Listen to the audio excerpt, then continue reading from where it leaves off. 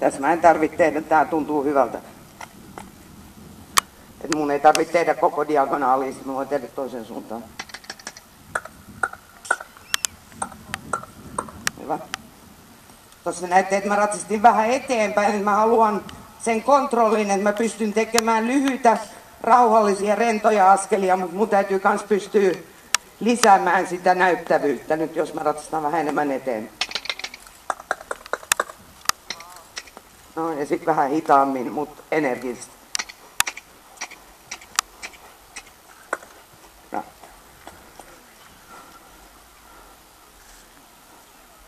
Ja tää, niin kuin Richard sanoi, että nyt he's nearly ready. Eli nyt niin kuin tuntuu siltä, että mä voisin mennä radalle. Mä teen pari sarjavaihtoa vielä ja sitten täytyy tehdä vähän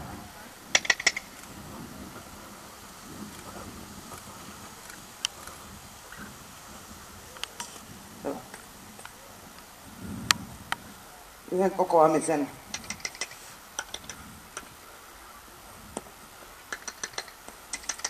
Hyvä. No ja sitten mä teen jonkun vaihdon jokaisessa.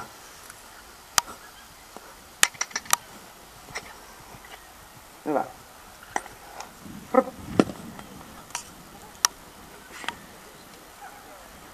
Sitten melkein tuntuisi, että on valmis.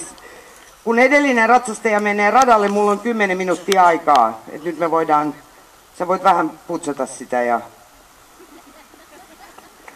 silloin tavallisesti pysäytetään, otetaan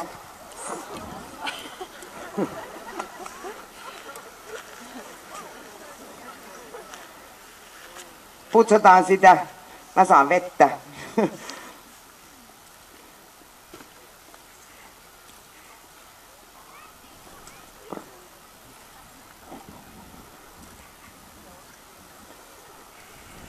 Joo.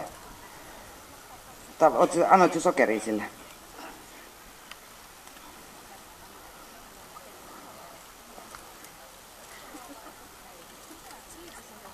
Sen jälkeen baanalle.